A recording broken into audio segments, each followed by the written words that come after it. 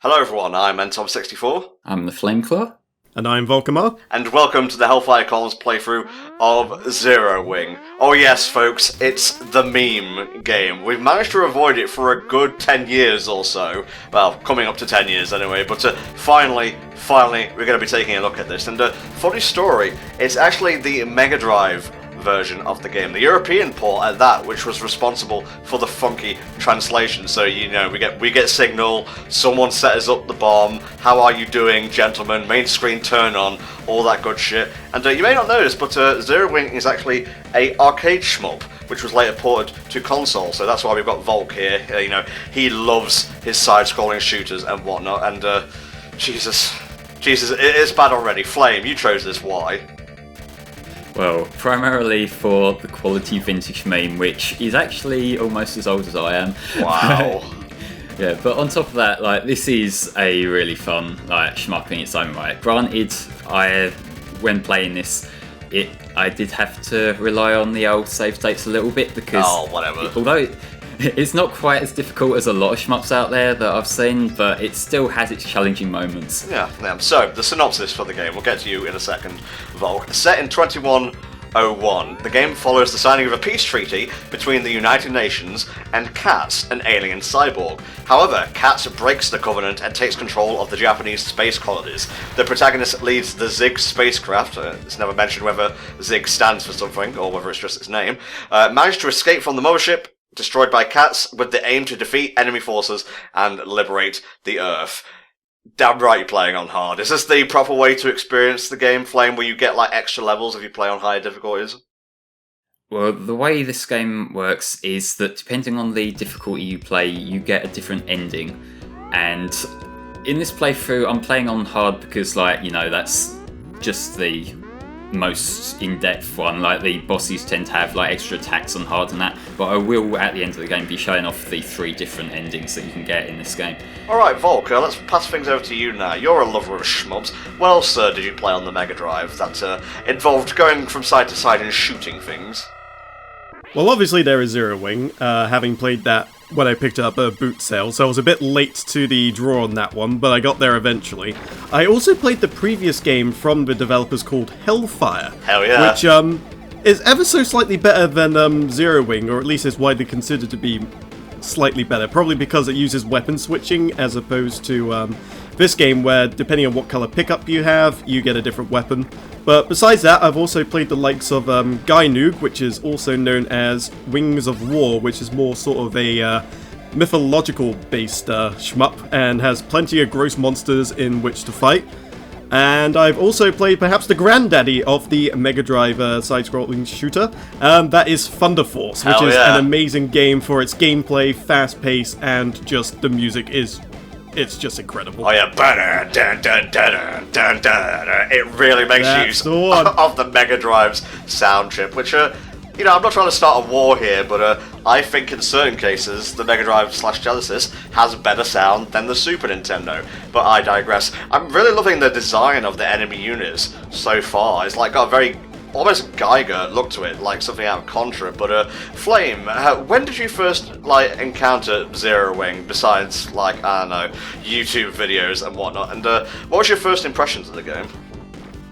Well, I think obviously everyone knows it from the all you base thing, but in terms of the first time I actually played it myself was not that long ago, actually, probably a couple of years. It was when I first got my second Wii, which I homebrewed the fuck out of, which is totally legal, ignore me. Okay. I just downloaded a bunch of Mega Drive games and that just to play on it, and this was one of the ones that I picked because I thought, it's the May I should actually play it properly. Yeah. I got my ass handed to me a lot, but like I say, a lot of the feedback I've seen, just general criticism, reviews and whatnot, tend to list this as one of the easier shmups. It didn't feel like it to me, but I can see where people are coming from. Well, the game actually did receive positive critical reception upon release. Computer and Video Games gave it 93. They praised the great intro sequence, of course, super smooth gameplay, beautifully defined graphics, rocking soundtrack, amazing explosions, incredible end-of-level bosses. It breathes new lives into shoot-em-ups on the Mega Drive. Our Mean Machine scored it 91. Sega Force scored it 86. they said it was good, but not as good as Hellfire. Almost as good as Hellfire. Why are we playing Hellfire? It was literally made for us. That's a good point. That might be one we have to come back to and revisit, perhaps. Well, maybe like next year. This is a buffer game, but one that has a certain appeal to it, I think. I do love a good side-scrolling shoot-em-up. I'm not very good at it. It's much like RTS and FPS. It's just a genre my reflexes have since dulled beyond the point of repair for. If there's one thing, I do want to take a quick step back to something you brought up earlier, Tom, about the whole Mega Drive sound font thing. I will say I've watched long plays of the other versions, like I've watched footage of the arcade one, and I've also watched footage of the PC Engine version. This is the version with the least offensive sound effects. The sound effects sound absolutely fine in this one. In both of the other versions, I think they're different sound effects in both, but they're both like really high-pitched, tinny, horrible to listen to. Interesting. The arcade one, I don't really like the music of. Like, it's mostly the same songs and that, but like, just it sounds differently. Like, this one, like once they've transcribed it into the Mega Drive sound font, I think it sounds really good. Like, this version has a really good soundtrack. The PC Engine version also does have really good music, but because it's mixed awkwardly and it's completely drowned out by tap tap tap fucking sound effects, like you can't appreciate it in game as much. Yeah, you know what I always found odd? You know how Star Fox is like a on-rails shooter? Why did they never make a side-scrolling like shmup download game? It seems like it would be perfect for it, and easy to make as well. Because you know what Nintendo's like when giving chances to the Star Fox series, and thank you Star Fox Zero for ensuring we won't be getting a game for a while just because Miyamoto had to include a different control scheme and, you know, rehash Star Fox 64 again for like the third or fourth time. You're never gonna top 64. Stop trying. That's good old Nintendo trying to play it safe and somehow still fucking up. So, Volk, what's your opinion on the game thus far? Is it meeting your incredibly anal retentively high standards? I don't have anally retentive high standard. What are you talking about? I think someone's projecting there. But no, Zero Wing is one of those games that, well, like they said, it is one of the easier side-scrolling shmups. It does behave a little bit differently to most typical games because the majority of your defense relies on what I'm calling the bits, which are at the top and bottom of your ship. The bits! You don't really get what you have in... You don't really get what you have in like R-Type and Gradius, where you can sort of like have a front-facing shield to take on attacks directly. You have to kind of sort of maneuver your way with the homing attacks, especially, in order to get it to heat the meaty bits protecting you on the outside to prevent you from dying a cold, horrible death in space. Oh. But yeah, I mean, you get the standard loadout here. You got your main offensive weapon, which is your red power-up. Then you've got your more area of effect focused attacks, which is your blue one, which is just a giant blue beam. And then you got the green one, which is your homing attack, which is what most people tend to fall towards because, my god, homing attacks are so fucking handy in games like this, when you need to be pretty much shooting things before they can enter the screen and shoot you back.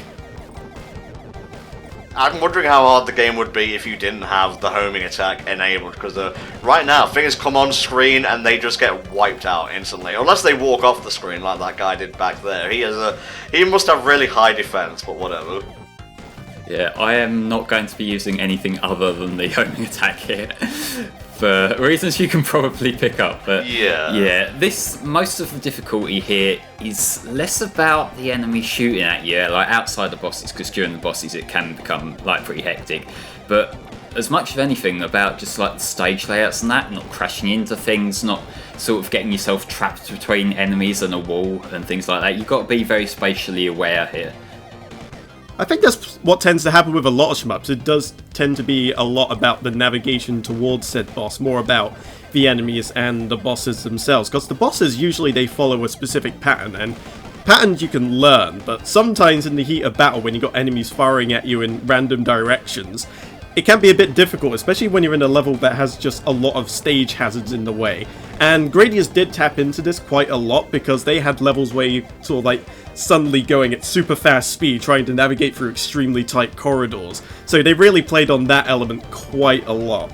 Zero Wing is more or less the same, and I would say the green power-up is maybe slightly more balanced than it could be as a result, but it is still really goddamn powerful. I've got to say, I love the sprite work so far, especially on the enemy ships and whatnot. Your ship is a little bit basic, like, it's no, what's that one famous ship that you encountered in Zone of the Enders 2, Volk?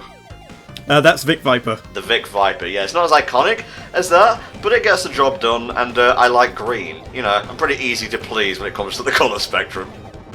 Well, that's because we have this particular power-up. It does change, like, the front, as to my recollection, if you pick up the other weapons, but, you know, like I say, we're not using the other weapons. Though, this thing here that we've picked up it's like an explosive thing you can fire forward. It's not really that useful compared to the shots, like you find them here and there. But another power that you do have here is that if you use the other button, then you can pick up enemies that come near you and then fire them back at things. Again, much less useful than the homing attack. That's actually something I want to bring up as well, because it gets into the different levels of attack you have. So obviously as you acquire more power-ups, the weapons you use become stronger. So I believe this is what is normally perceived as the max level, but there is actually a level higher than that, and it actually involves using that weapon that Flame just mentioned, where occasionally enemies will leave behind shield grenades that you can pick up using that thing there. And if you shoot enemies whilst holding that, and get them to drop what would normally be shield grenades, eventually they'll drop this big purple orb, and that will allow you to get the coveted level 4 power-up, which is just absolutely insane. But of course, it's incredibly hard to acquire, and I believe the only reason why that works is like some kind of an exploit in what the determined drops are. Yeah, I remember seeing that. Like, I'm not going to be doing that in this playthrough, but I remember seeing that and reading it and thinking, is this actually legit, or is this like some of the shit someone would have put on Super Cheats for a joke back in the day? Like, it just seems like one of them things that's so oddly specific, like blow up a bomb with another bomb and stuff like that. Oh, it's in, exactly. It's in the game. You just gotta look under the fucking truck near the SSN and you'll find it. It's legit, I swear. Yeah. Yeah, it's kind of neat that they did kind of hide something like that, where as you're going through repeated playthroughs, like, eventually you may just accidentally stumble upon it and you're just like, oh my god, this is amazing! This is amazing. Now, how did I do that? How can I replicate this? Oh, fuck. And then you spend the next 5 years trying to recreate it to no avail, and then suddenly you just find it again and you're just like, wow, I would never have thought of that back in the day. But by that time your marriage has broken down, your kids have grown up and left, and you're alone, just totally alone, playing a meme game. Such is the cruel fate of the Let's Player. Will you just die already? He'll die soon.